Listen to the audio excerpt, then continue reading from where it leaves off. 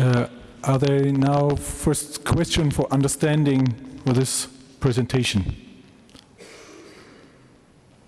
Ananas?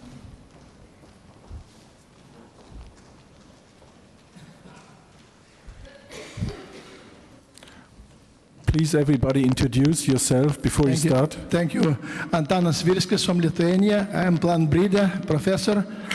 It's high time after such a report. My 3 short proposals to be included from our workshop to conclusion of our wonderful 5 organic congress. First, everybody maybe read this declaration: food from farms, but not from factories. I wish to be supported this declaration because it's very important, especially for East European countries, when not included in this declaration, that many big companies reach from Western European countries are introducing in black ways these complexes in our countries. When we are protesting and organize meetings, they say, you don't want, we try to organize those complexes in Belarus. Near border, and all slurry will go to your rivers and etc. I want first to support. Another, after 1 year, will be reviewed using glyphosate and glyphosinate to restrict or to forbid them. We now are feeding our animals soybean, which was treated by Roundup and growing in the tropic forests in South America. But there are all possibilities are new conventional soya varieties from Ukraine.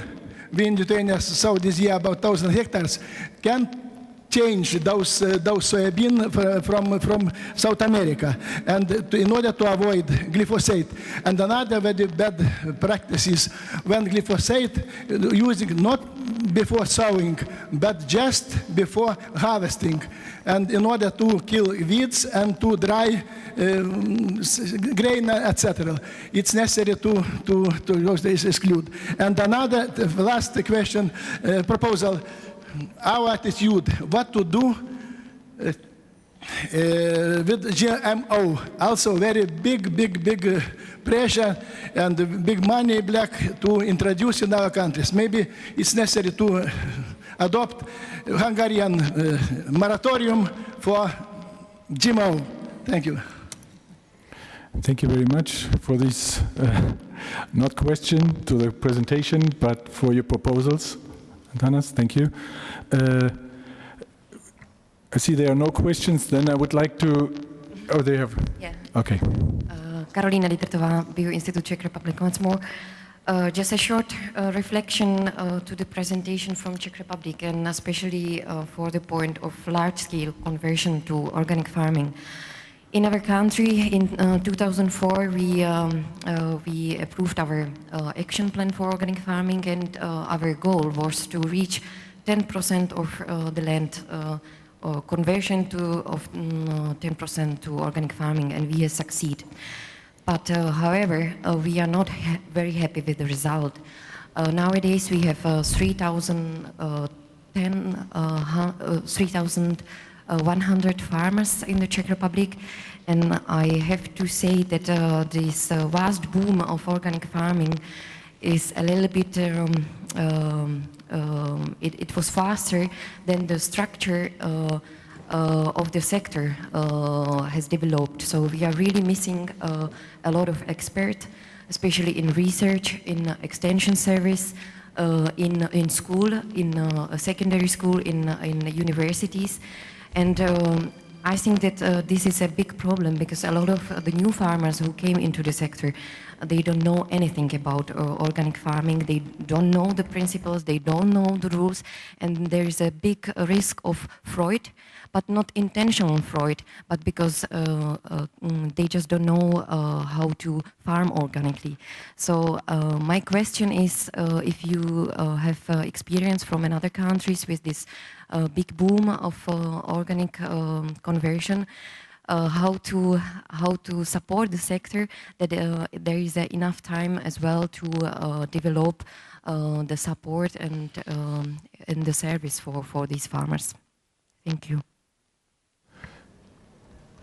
Thank you for the question. Well, very briefly, first of all, when we talk about 10% of the area being farmed organically, we are still a sort of niche market. So we have to be realistic about it. It's still not a large-scale conversion. Well, the problems that we face today are really, really very elaborate, and it's time really to think about large scale. When I say large scale, I mean 50%, 100%. There's a sort of fear. You're right, there is a sort of fear when you talk about 50% conversion to organic farming. Well, to make a long story short, we have done some research on that, and actually I did my PhD on that subject as well, and it is very important to show what would be the consequences of large-scale conversion for GDP, for the employment, for the state of environment, and also for energy use. And by doing that, you should really look into the trades-off, because, for instance, if organic farming expands, there would be a loss of jobs in agri-chemical industry, but there would be a lot of jobs created in some other sectors. So there is a sort of methodological model. You can also find there is something on the internet at the FAO side. There is also something about it.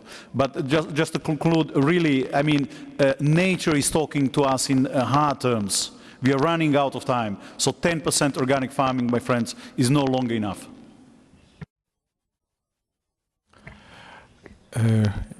Okay, thank you for your opinion on this point. I think with 10% you are doing very well, and I hope we all get to 10% of area and market there where we are not are, and the others, like the Czech Republic, can go to a next stage.